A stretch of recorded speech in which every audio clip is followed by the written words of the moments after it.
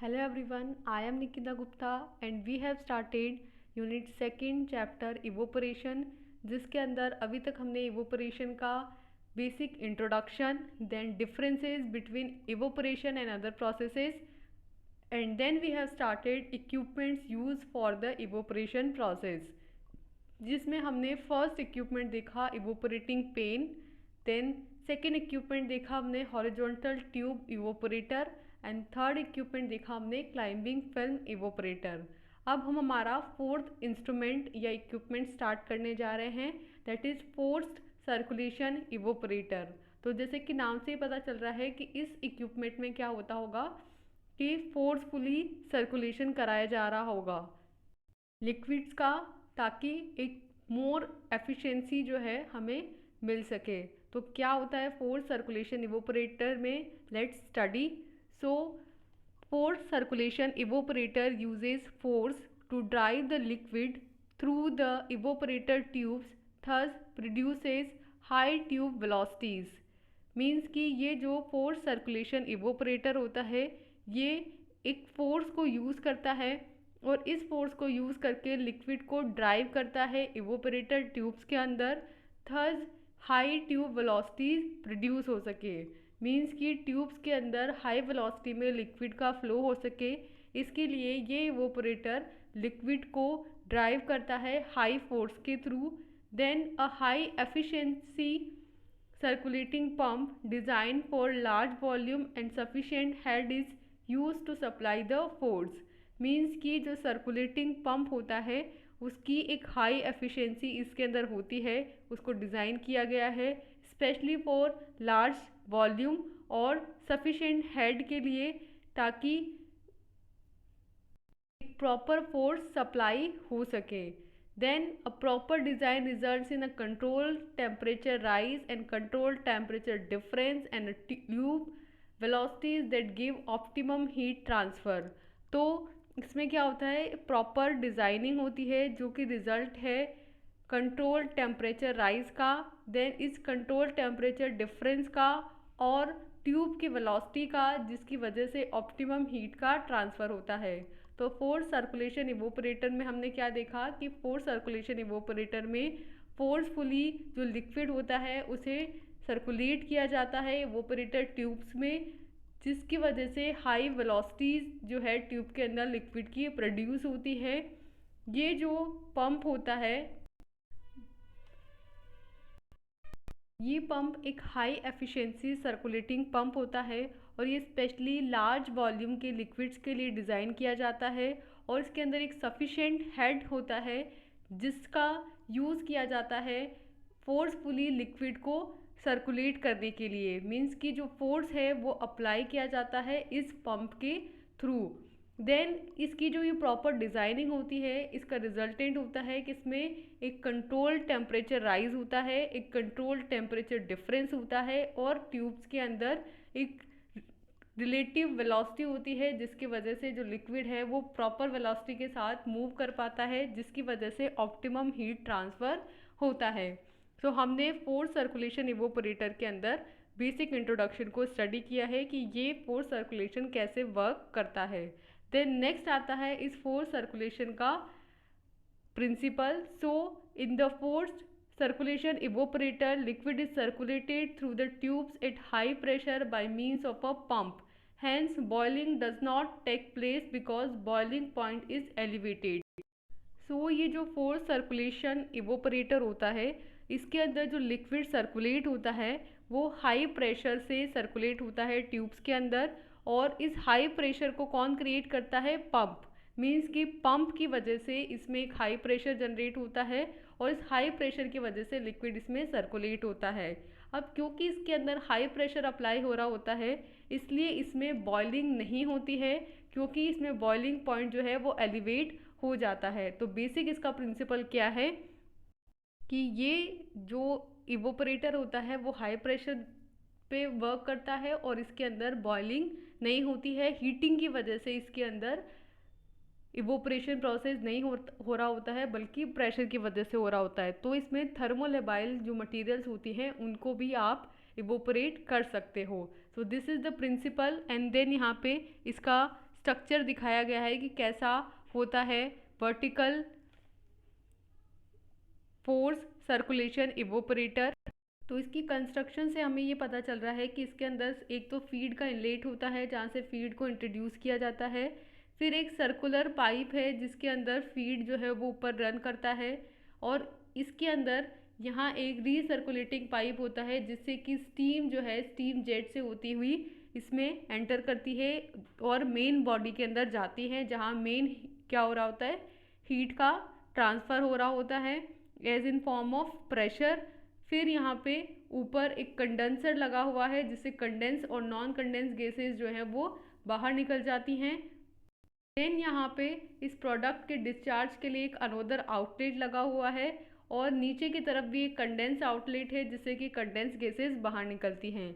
तो इसकी कंस्ट्रक्शन को देख के हमें क्या पता चला कि बेसिकली इसमें नीचे की तरफ एक पंप लगा होता है जिससे कि जो लिक्विड है वो क्लाइंब करता है। मींस कि क्लाइंबिंग फिल्म इवोपरेटर में हमने डिसएडवांटेज देखा था कि वहाँ पे प्रॉपरली डिस्ट्रीब्यूशन नहीं हो पाता है लिक्विड का, क्योंकि प्रॉपरली क्लाइंबिंग नहीं हो पाती है। लेकिन यहाँ पे नीचे एक पंप लगाया जाता है जिसकी वजह से लिक्विड जो है वो पूरी तरीके से क्लाइंब कर पाता है। देन इसके अंदर स्टीम इंट्रोड्यूस की जाती है। स्टीम जो है वो हाई रिड्यूस प्रेशर पे इंट्रोड्यूस की जाती है और इस प्रेशर की वजह से इसके अंदर इवोपरेशन प्रोसेस होता है।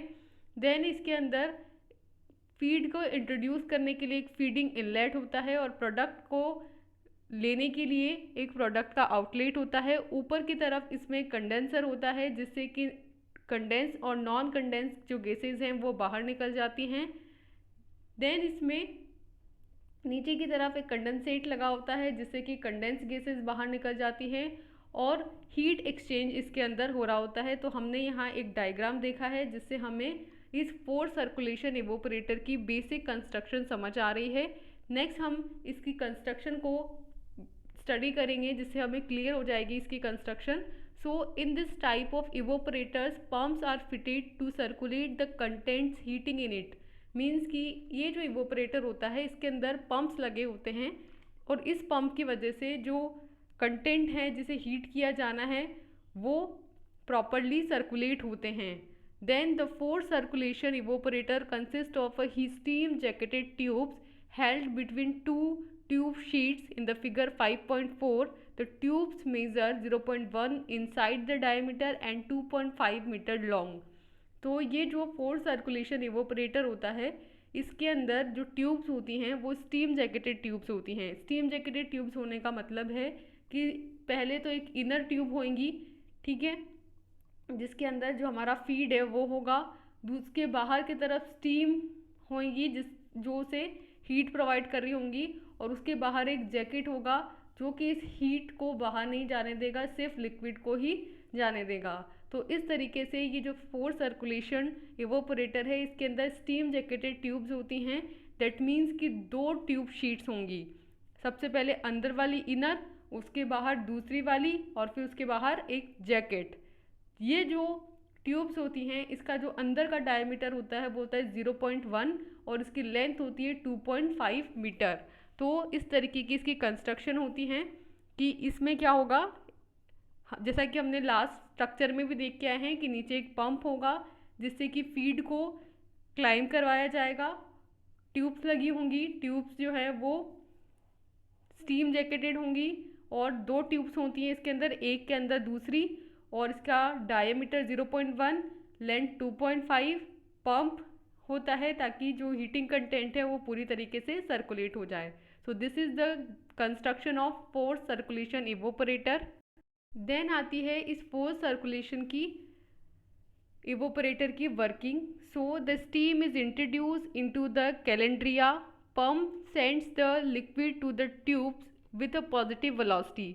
मीन्स कि सबसे पहले तो जो कैलेंड्रिया होती है उससे स्टीम को इंट्रोड्यूस किया जाता है और फिर जो फीड है हमारा जो लिक्विड है उसे पंप की हेल्प से ट्यूब्स के अंदर हाई वेलोसिटी के साथ, पॉजिटिव वेलोसिटी के साथ इंट्रोड्यूस किया जाता है।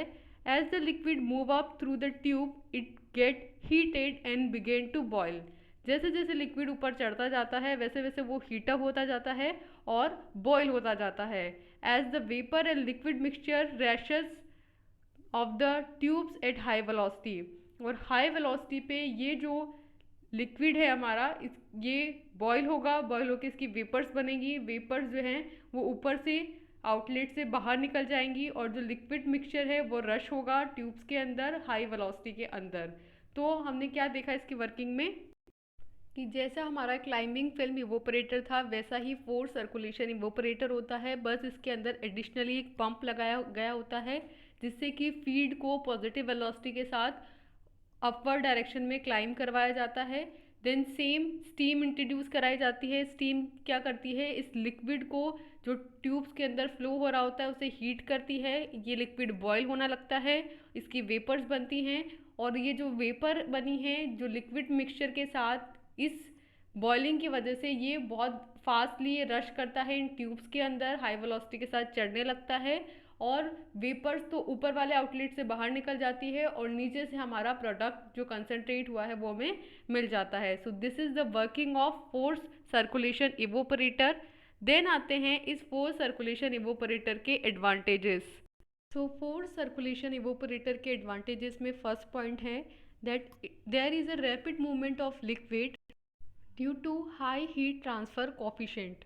मीन्स कि क्योंकि हमने स्टडी किया है कि ये जो फोर्स सर्कुलेशन इवोपरेटर होता है इसके अंदर हाई हीट ट्रांसफ़र कोफिशेंट इसका होता है, इसकी वजह से इसके अंदर जो लिक्विड है उसका रैपिड मूवमेंट होता है। So this is an first advantage of this force circulation evaporator. Then second is the liquid entering the circulation evaporator boils in the separator and not on heating surface, hence minimize fouling. Means कि जब इसमें जो liquid है जिसे evaporate किया जाना है जब वो सर्कुलेट हो रहा होता है और सर्कुलेट होते हुए उसमें बॉइलिंग हो रही होती है तो वो सेपरेटर के अंदर बॉइलिंग हो रही होती है, ना कि हीटिंग सरफेस पे, और इसकी वजह से इसके अंदर जो फाउलिंग के चांसेस है वो मिनिमाइज हो जाते हैं। मीन्स कि लास्ट हमने जब क्लाइंबिंग फिल्म इवोपरेटर देखा था तो उसमें हमने कहा था कि उसके अंदर फाउलिंग के चांसेस होते हैं क्योंकि जब जो लिक्विड है जिसे हीट किया जाना है जिसे इवोपरेट किया जाना है वो उसमें क्लाइम करता है तो हीटिंग सरफेस पे वो बॉइलिंग हो रही होती है जिसकी वजह से फाउलिंग हो जाती है। तो वो इसके अंदर एडवांटेज है कि क्योंकि इसके अंदर एक सेपरेटर है जिसके अंदर लिक्विड बॉयल हो रहा होता है, हीटिंग सरफेस पे नहीं हो रहा होता है, इसकी वजह से फाउलिंग मिनिमाइज हो जाती है। देन थर्ड है that salting, scaling and fouling are not possible due to force circulation. क्योंकि इसमें पंप की वजह से फोर्सफुली सर्कुलेशन हो रहा होता है इसलिए इसमें सॉल्टिंग के, स्केलिंग के और फाउलिंग के जो चांसेस हैं वो बिल्कुल इम्पॉसिबल हो जाते हैं, उसके कोई चांसेस नहीं होते हैं। देन फोर्थ है कि these evaporators are suitable for thermolabile substances because of rapid evaporation. क्योंकि इसमें जब फोर्स सर्कुलेशन हो रहा होता है तो इसकी वजह से हीटिंग सरफेस के बहुत कम कांटेक्ट में आता है लिक्विड, इस वजह से थर्मोलेबाइल सब्सटेंसेस के भी इसमें इवोपरेट किया जा सकता है और रैपिड इवोपरेशन इसमें एक रीज़न है क्योंकि एक तो जो सरफेस है उसके डायरेक्ट कांटेक्ट में नहीं आ रहा होता है, सेकंड इसमें बहुत इजीली इवोपरेशन हो रहा होता है, बहुत फास्ट हो रहा होता है, इसलिए जो थर्मोलबाइल सब्सटेंसेस है उनके लिए भी ये सुटेबल होता है। तो इसके एडवांटेजेस में हमने क्या क्या एडवांटेज देखे। फर्स्ट कि इसमें हाई हीट ट्रांसफ़र कोफिशिएंट होने की वजह से इसमें रैपिड मूवमेंट होता है लिक्विड का। सेकंड, इसमें जो लिक्विड एंटर करता है इवोपरेटर के अंदर सर्कुलेट होने के लिए वो सेपरेटर में बॉयल होता है, हीटिंग सरफेस में नहीं होता है, इस वजह से इसमें मिनिमम फाउलिंग होती है। थर्ड, इसमें फोर्स सर्कुलेशन होने की वजह से साल्टिंग, स्केलिंग और फाउलिंग पॉसिबल नहीं होती है। और फोर्थ है कि इसके थ्रू आप थर्मोलबाइल सब्सटेंसेस के भी इवोपरेट कर सकते हो, उनके लिए भी ये सुटेबल है क्योंकि इसमें रैपिड इवोपरेशन होता है। नेक्स्ट आता है इस रैपिड सर्कुलेशन इवोपरेटर के डिसएडवांटेजेस। सो इसमें फर्स्ट है फोर्स सर्कुलेशन इवोपरेटर के डिसएडवांटेजेस या डीमेरिट्स के अंदर फर्स्ट पॉइंट है कि it hold up time of liquid is high. Means कि ये लिक्विड को बहुत ज़्यादा टाइम तक होल्ड किए होता है क्योंकि ये उसको सर्कुलेट कर रहा होता है, तो इस बार बार सर्कुलेशन की वजह से ज़्यादा टाइम तक ये लिक्विड को होल्ड करता है। सेकेंड है कि the equipments is expensive as well as power requirement is high. Means कि ये जो इक्विपमेंट है ये बहुत ही एक्सपेंसिव होता है और साथ में इसको रन करने के लिए क्योंकि इसमें पंप लगा होता है तो उसके लिए पावर की रिक्वायरमेंट होती है और वो पावर रिक्वायरमेंट भी हाई होती है। देन थर्ड है कि it has high maintenance cost, means कि इस इक्विपमेंट को मेंटेन करने के लिए जो इसमें कॉस्ट लगती है वो भी हाई होती है। देन फोर्थ है कि the increase velocity can causes the equipment to corrode at a faster rate which increases the overall maintenance cost, means कि क्योंकि फोर्स सर्कुलेशन इवोपरेटर के अंदर फोर्सफुली लिक्विड को फ्लो कराया जाता है, तो लिक्विड जो है वो हाई वेलोसिटी के साथ इंक्रीज होता है इक्विपमेंट के अंदर, और इस हाई वेलोसिटी की वजह से जो इक्विपमेंट है वो कोरॉइड हो जाता है फास्टर रेट से, मीन्स कि वो जल्दी कोरॉइड होता है। और इसकी वजह से इसको कोरॉइड से होने से बचाने के लिए और इसके मेंटेनेंस के लिए जो ओवरऑल मेंटेनेंस कॉस्ट होता है वो ज़्यादा होता है, वो और भी ज़्यादा बढ़ जाता है। तो इसके डिसएडवांटेजेस में हमने क्या क्या देखा, फर्स्ट कि इसमें जो लिक्विड होता है उसका होल्ड अप टाइम ज़्यादा होता है। सेकंड, ये जो इक्विपमेंट है वो एक्सपेंसिव होता है। थर्ड, इसमें जो पावर की रिक्वायरमेंट होती है वो भी हाई होती है। फोर्थ, कि इसकी जो मेंटेनेंस कॉस्ट है वो भी हाई होती है। एंड लास्ट, कि इसमें जो वेलोसिटी होती है लिक्विड को फोर्सफुली सर्कुलेट करने की वो भी इंक्रीज होती है, वो भी हाई होती है, और इसकी वजह से जो इक्विपमेंट है वो फास्टर रेट से कोरॉइड हो जाता है, और इस वजह से भी इसका जो ओवरऑल मेंटेनेंस कॉस्ट है वो बढ़ जाता है। So these are the disadvantages associate with force circulation evaporator. Then last is force circulation evaporator के एप्लीकेशंस और वी कैन से यूजेस। तो इसके यूजेस के अंदर फर्स्ट पॉइंट है कि force circulation evaporator is use to concentrate thermolabile substances solutions, means कि क्योंकि हमने कहा कि इसके अंदर फोर्सफुली जो है जो लिक्विड है उसको फ्लो कराया जाता है, तो जो हीटिंग टाइम होता है वो इसमें काफ़ी कम होता है और ये डायरेक्ट सरफेस के इन कांटेक्ट नहीं आ रहा होता है। इस वजह से थर्मोलेबाइल सब्सटेंसेस जो होते हैं, थर्मोलेबाइल जो सब सॉल्यूशंस होते हैं उनको कंसनट्रेट इसमें इजीली किया जा सकता है क्योंकि वो टेम्परेचर से यहाँ पे डिग्रेड नहीं होंगे। देन सेकेंड पॉइंट इज कि it is use for concentration of insulin and liver extract. तो इंसुलिन और लीवर एक्सट्रैक्ट के कंसंट्रेशन के लिए भी इसका यूज़ किया जाता है। देन थर्ड है कि it is well suited for crystallising operations where crystals are to be suspended at all the times, means कि ये जो एप्लीकेशन है, ये जो फोर्स सर्कुलेशन इवोपरेटर है, ये क्रिस्टलाइजिंग ऑपरेशंस के लिए भी सूटेबल होता है जहाँ पे जो क्रिस्टल्स होते हैं वो ऑल द टाइम सस्पेंडेड होते हैं, मीन्स कि सिर्फ लिक्विड्स ही नहीं बल्कि क्रिस्टल्स के लिए भी ये सूटेबल होता है।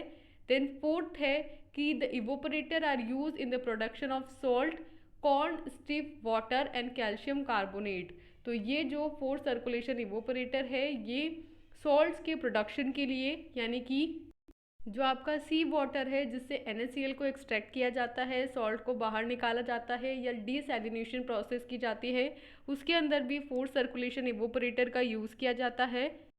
देन जो कॉर्न स्टिफ वाटर होते हैं उसकी प्रोडक्शन के लिए भी इसका यूज़ किया जाता है, और कैल्शियम कार्बोनेट और वी कैन से CaCO3 की प्रोडक्शन के लिए भी इसका यूज़ किया जाता है।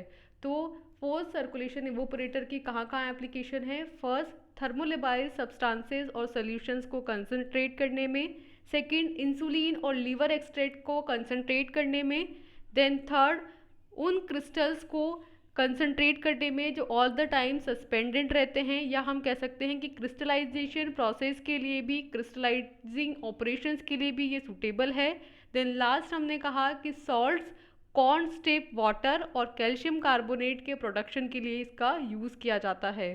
तो हमने ओवरऑल यहाँ पे कंप्लीट किया है फोर्स सर्कुलेशन इवोपरेटर, जिसके अंदर हमने फोर्स सर्कुलेशन इवोपरेटर का बेसिक इंट्रोडक्शन देखा। देन हमने इसका principle, construction, working, instrument, uses और एप्लीकेशंस एंड देन एडवांटेजेस और डिसएडवांटेजेस को स्टडी किया है। आई होप सो आपके इस टॉपिक से रिलेटेड सारे कंसेप्ट क्लियर हो गए होंगे। और अब हमारा नेक्स्ट जो इक्विपमेंट होगा that will multiple effect evaporator, जिसके हम नेक्स्ट वीडियो लेक्चर में स्टडी करेंगे, और साथ में हम यहाँ पे इसको सम अप करेंगे। So for now thank you and